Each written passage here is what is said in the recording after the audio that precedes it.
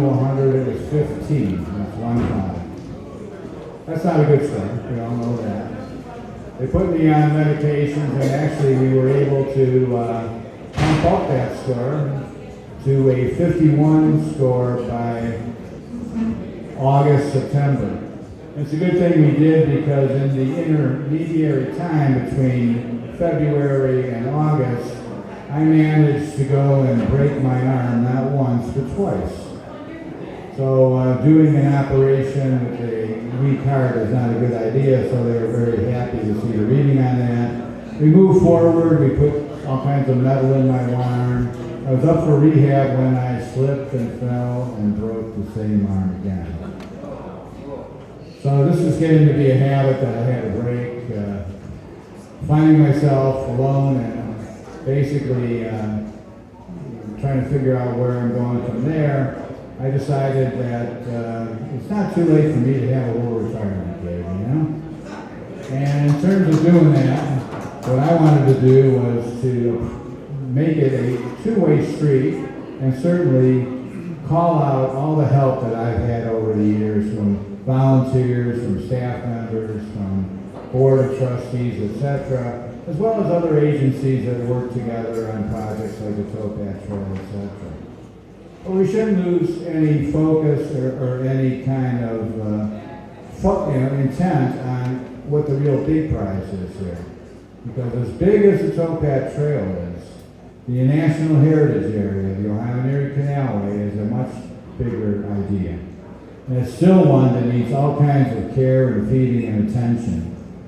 And I remember when we were going for designation, we had legislation that we had offered up to Congress through Congressman Ralph Regula, who was one of the great champions of this project. And I remember having a conversation with the superintendent of the Cuyahoga Valley National Park at the time, Mr. John Debo. And I asked John if he would come forward here and share a little phone call he got from Omaha, as I recall it. And Omaha is where his boss was. So John, can you come on up? Ladies and gentlemen, John Debo.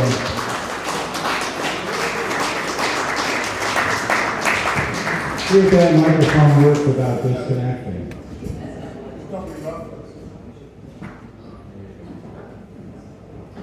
Thanks, Jim.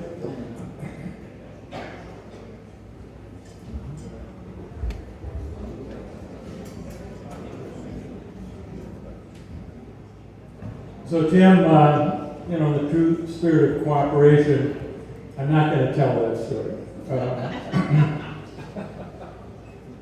There's so many stories to tell about Tim Donovan, but I want to pick up on one of Tim's remarks earlier when he talked about one of the very first parties he held. Kiss the 70s Goodbye. Have I got that right, Tim? Sorry, no? Kiss the 70s Goodbye. Was that the name of your party? That was at my house. At your house, yeah. Well, for a whole bunch of us, with gray hair, this is about time for the Kiss Your Ass Goodbye party. It's getting a little later in the game for a lot of us, but in any event, so there are lots of touch points with Tim. Everybody has them. I'm going to focus on one at City Hall, but I did want to mention another of my favorites. Is this the TV appearance? What's that? The TV appearance? Oh, no, well, yeah, actually, yeah. So pretty early on in the process, we were really hungry for any media attention we could possibly get for the Canal Corridor concept, and it was before any commitments had been made by anybody. And Tim worked really hard up in Cleveland on trying to get us on the air. And one day he called me and said, "John, I got one." He said, "What channel was it?" It was Channel 8. Channel 8? I think so. Yeah, but they were down by the lake shore. Yeah, and I remember, mostly I remember Stephanie Schaefer, who was there. And we had to show up at the studio way early in the morning because this was a little, 2-minute piece on the early morning news, or maybe before the news, I don't know. But, so we got there real early, and they ushered us, Tim came from one direction, I came from another, and they ushered us into the dressing room, and there was Stephanie Schaefer. And, she was getting ready, she was looking pretty good, we're all in the same room together, and, I hadn't worn a suit that morning, I think a coat and tie, and I didn't really pay a lot of attention to what Tim had on. And then they came, and it was time, they ushered us out into the studio, and Stephanie was in the middle, and I was on one side, and Tim was on the other, and we're just like this close, within 5, 4, 3, ready to start. And I look at Tim, and I'm blinded. And the reason I was blinded is rather than grabbing a sport coat in the morning, Tim had grabbed the top of a tux and had this tux on, and the lapels were blinding. I couldn't see Tim from the reflection of the light. And I started to laugh, and this is not a good way to start an interview. And I had a really hard time keeping my composure. It was better than crying. Yeah, right, yeah. Real hard time keeping my composure. But that was sort of, the rule with Tim. You never knew what to expect when you were with Tim in front of the media. Turned out to be a pretty good interview. Yeah, as I recall, my retort to that was, this is what happens when you dress in the dark. Yeah, right, yeah. Which was clear to everybody involved. Now, the story I wanted to tell, and there are a million of them, I was superintendent of Cuyahoga Valley National Park for 21 years.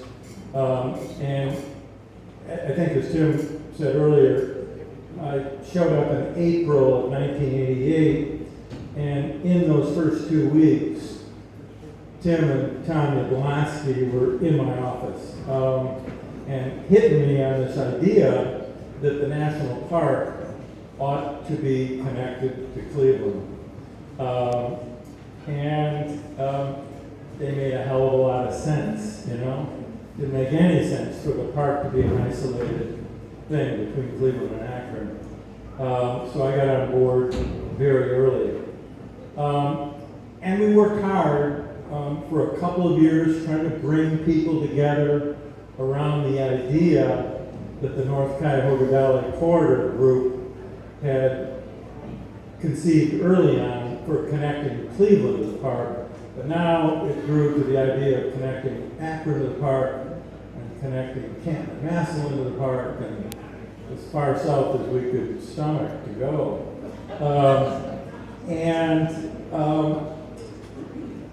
One of the real difficult things was trying to crack the code in the city of Cleveland, because the Canal Corridor project was simply not on the screen.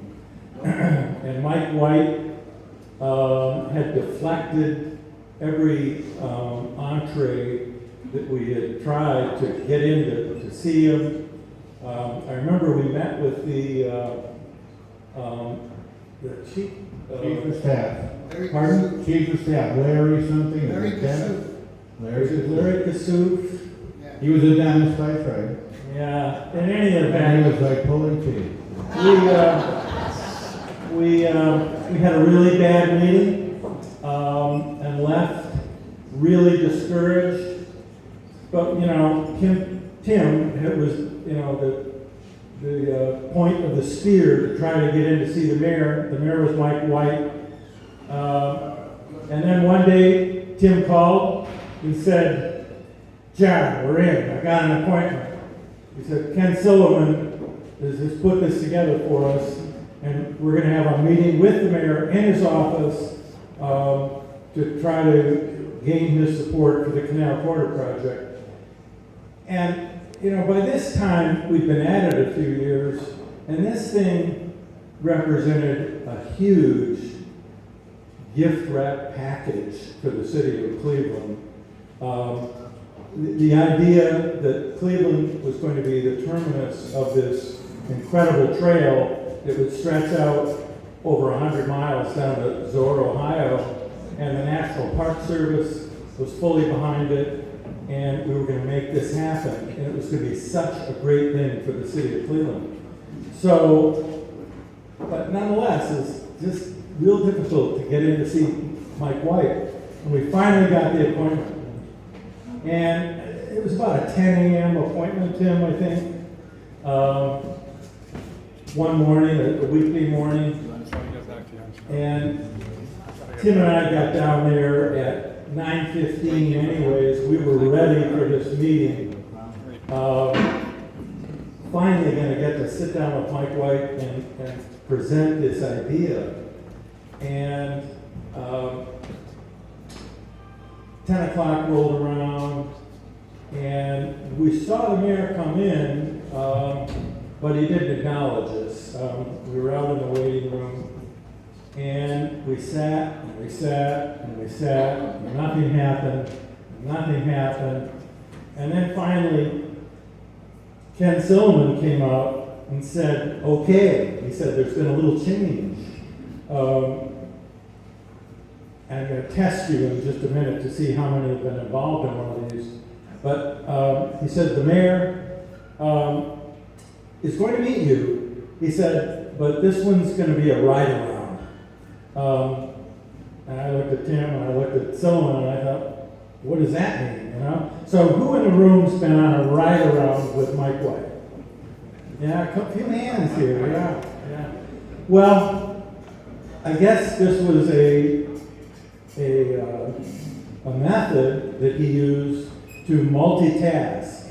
So with no explanation from Silliman, we were escorted out front, and there was a kind of a big, heavy, fancy car, and we were instructed, Tim and I, to get in the back seat. And, you know, what's happening here, you know? We got in, we sat there, there was a driver, and the driver wasn't saying boo about what was to happen. And then finally Mike White came out, he opened the door and he sat down and he chatted with the driver for just a second, and off we went. And Mike White never acknowledged our presence in the back seat, which, you know, I thought was pretty strange. And he didn't seem very happy. But in fact, if you recall, on the way from the mayor's office downstairs, Mike White, we're following him. Mike White stops, turns around, and pokes me in the chest. Were you getting to that? Yeah, well, I was going to mention that the mayor, I was thinking it was a little later, after we got out of the car later, but you're probably right. White had Tim in front of him and was poking him in the chest, and he said, if you ever do this again, you're done. And what the sin that Tim had committed was inviting me to go along, but all along with Ken Silliman, it was the two of us meeting the mayor. So I don't know, there was some communications breakdown there, but White wasn't happy. So we drove down in the valley, and that was the right direction to go, you know, and then it came up the other side in Tremont, and the car pulled up really in the middle of the road, right in front of Fat Cats. And the mayor got out, and among other things that was strange about it was the car was blocking traffic. No one could get by because there were parked cars, and he was really blocking the roadway. And he got out, walked to the middle of the street, and stood there, and somebody, never knew who it was, came out from... It was from Fat Cats. From the restaurant, yeah. And they had a meeting in the middle of the street, standing there. And Mike White still hadn't said one word to Tim and I. And, you know, we're kind of sitting there, and this meeting went on for quite a while. And the traffic backed up, you know, more and more cars down the street. Mayor didn't pay any heed. acted like they weren't there. He acted like we weren't there. And I And don't know. John, as I recall, you were quite vocal in your criticism in the back seat about what was going on, justly so. However, I was afraid that it was probably bugged. And anything we said is probably going to end up on a tape that's going to be. So I'm trying to calm John down. Like, come on. You know, maybe this is just the way these things are. And blah, blah, blah. You know, I had moved from Boston where people are much more polite.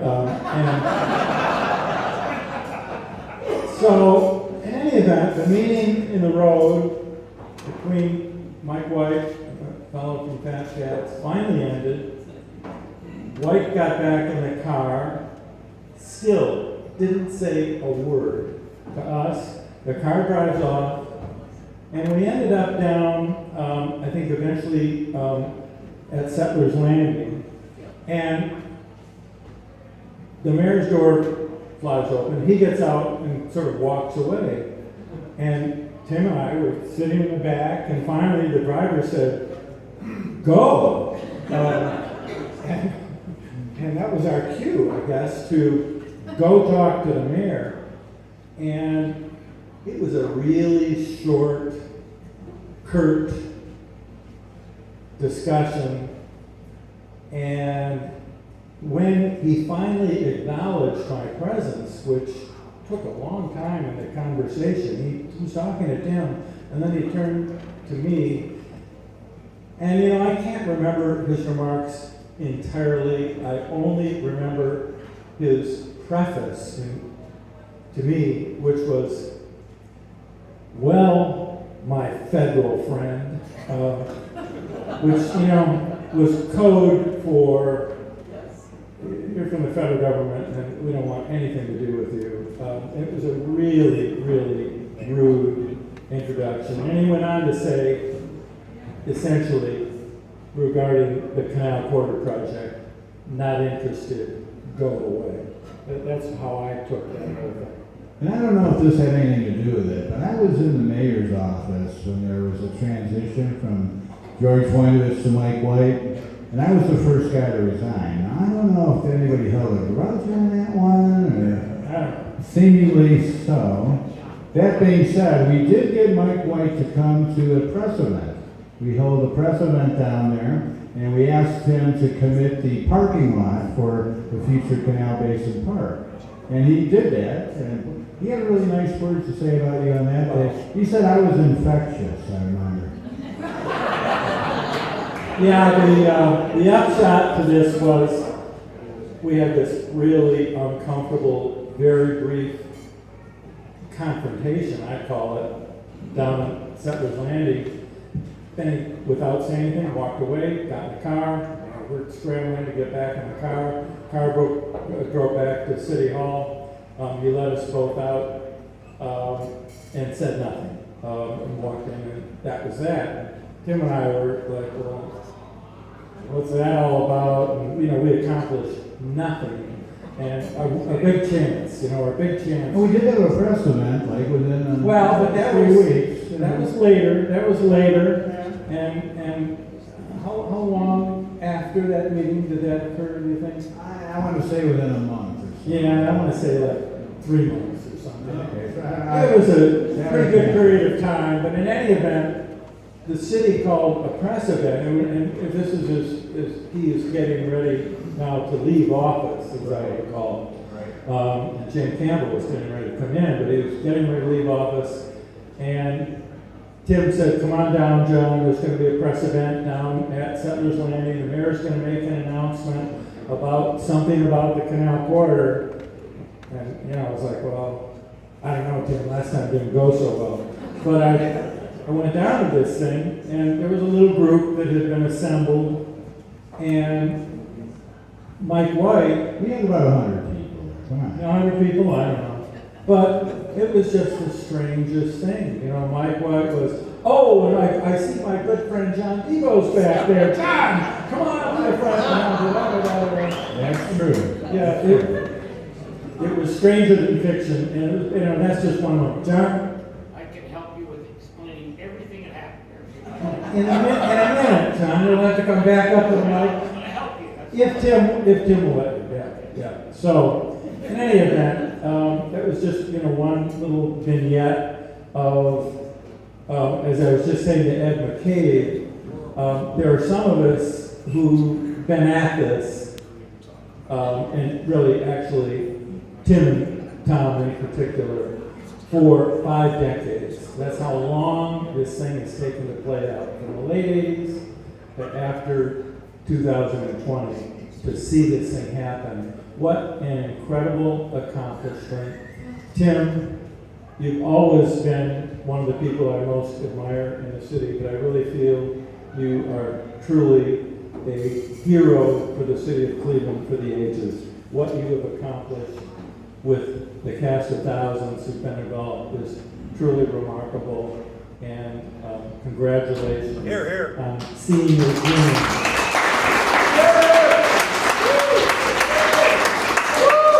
I will say that I didn't invite Mike White to the I don't really have a good address for him anyway, but hey. And then we had the James Campbell administration, and what a ray of sunshine that was. Made a lot of headway during her term. Absolutely. Thank you. Hey, John, come on up. John is going to explain everything that just happened. I understand Mike White better than all of you people. And by the way, the first thing you should do is you should give a lot of good stuff to John Deagle. He was one of the key players in this thing. I put him in second place behind Ralph Franco. Is that fair enough, John? Oh, yeah. Huh? Oh, yeah. Okay. So here's how you explain Mike White. I'll give you my background. I am the first guy to back a guy who is George Forbes' administrative assistant, a kid named Mike White. Okay? So I meet him, young kid, help him, raise money for him, runs for his first city council seat. So I got a pretty good relationship with him. Right? Help him get to the mayor's office and all the rest of that stuff. And something very significant happens. My daughter becomes his school teacher at a Catholic school called it was an 83rd, I remember being an 83rd seat. There was a black Catholic. St. Adele, that's it. So White and I get along, calls me, help him. Then I start to tear down a building to build the Hampton Inn in downtown Cleveland, and there's a guy with a Burger King there. I give him notice, pay him to go away, and Mike White doesn't think it's enough. Now remember, I got this huge relationship with White. I helped him and all the rest of that stuff. I tell White, that's all I'm giving him. That's it. It's fair. This is what the guy wanted. Mike White, I don't know why he wanted more money. And by the way, he sent me a grade, by the way. It wasn't Mike White. And at the end of the day, I go to war with White. What you're dealing with was nice in relation to what I've seen happen with everybody else. So take a lot of points from that. There you go. All right, thank you, John. We're heading toward the end here, and what I'd like to do is to recognize anyone here who has served as a trustee on the board of trustees for the Canal Way Partners. I ask you to stand up and let us recognize those folks that have given so much for all this to happen. Thank you guys very much. Next what I call in is my staff around here. Staff, there's no current staff because I'm retired, but any of my staff, Kathy, no? Ken Schneider, Trevor Rudy, none of them? Over there, look at the bar. They're in the bar. Huh? That's where I want to be shortly. You need a ticket? No, I got tickets. Trust me, I got tickets. I say close out. The last thing I want to say is that in terms of the future here, we have up here on the stage a number of posters that represent programs that we have conceived of to try to embed the imprint, if you will, of this new idea of a national heritage area. from what we called at the time the Big 160, which had a marathon and a bike ride and architectural tours and industrial tainted tours, to right behind the Tom, so just pick that up, right behind the Big 160. Come on this way. You see that right there? Go fast, keep on. We did the Big 160, and somebody said to me, so next year, are you going to do the Big 161? And I'm like, there's no ring to 161, so that's not going to happen. But John Debo is cooking up the completion of the towpath trail in the Cuyahoga Valley National Park. So we created an event that would play off of the towpath trail, and somewhat similar in terms of one of its catchphrases. I think we had something like 12 ways to enjoy the towpath trail. You'll hear about a program that we're putting back on its tracks after a 2-year hiatus called Cleveland History Days. But the whole idea of these programs were, can you get people to start to think regionally? And that's what we had hoped. I think it helped a little bit, not probably as much because it's a hard idea to get your arms around. But it's the kind of efforts that we need to have to continue to imprint the identity of this very particular and challenging idea, the Ohio and Erie Canalway. So today I announce not only thank you for coming to the retirement party, and we may do this again next year under this guise. I am here to announce that I am giving a $16,000 grant to the Ohio and Erie Canalway partners for programs in this coming year.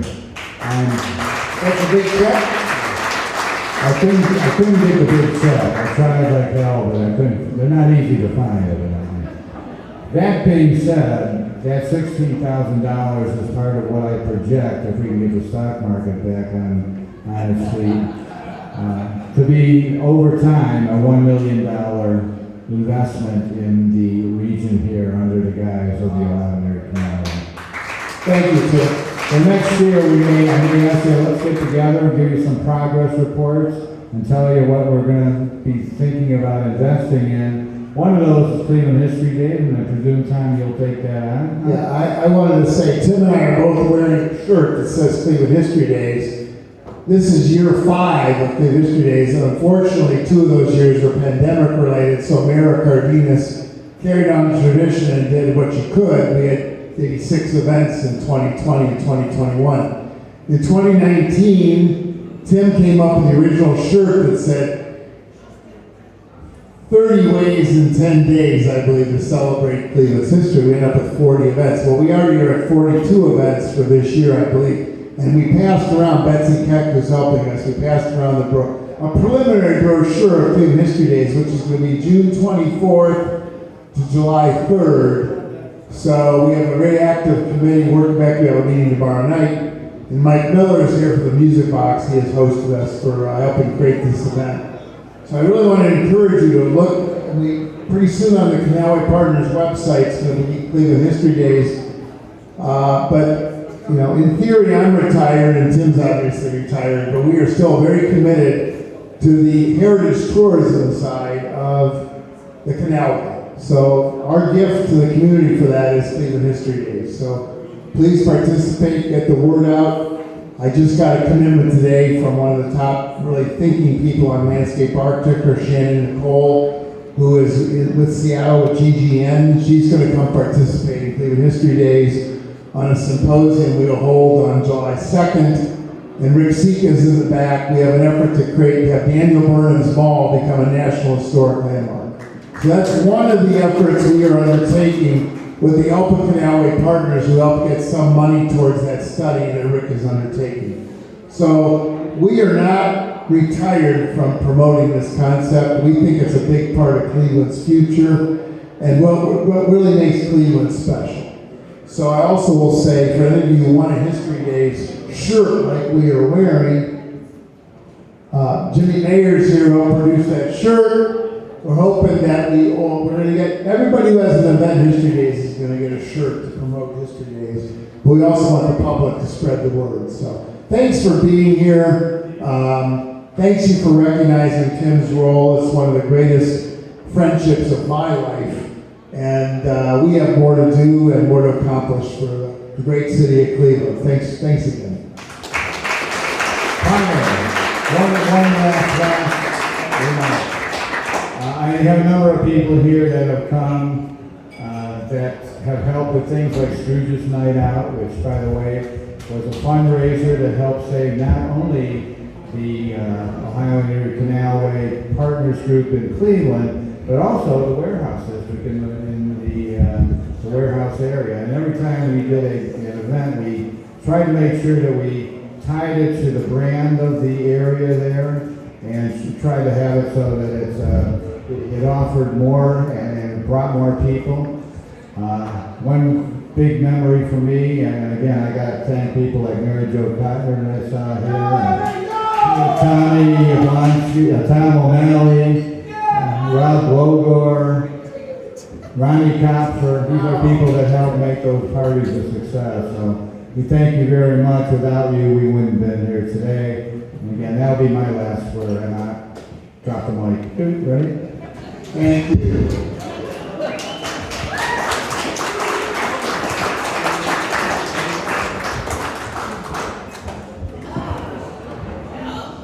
We're done.